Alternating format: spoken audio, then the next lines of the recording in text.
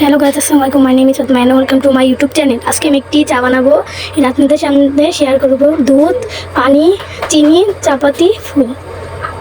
এখন চা বানানোর জন্য প্রস্তুত হব। দুধ ঢালবো,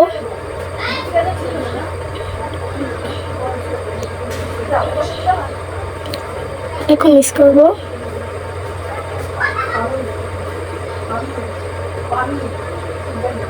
চুলায় পাতিল দিব,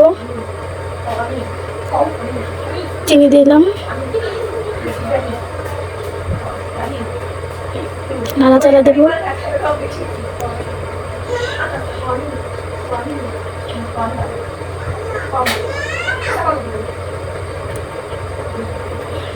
এখন দুধ দেব,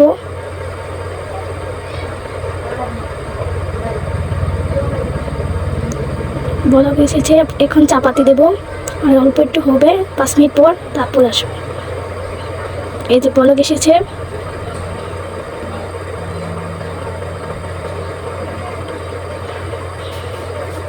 হয়ে গেছে। এখন রাখবো।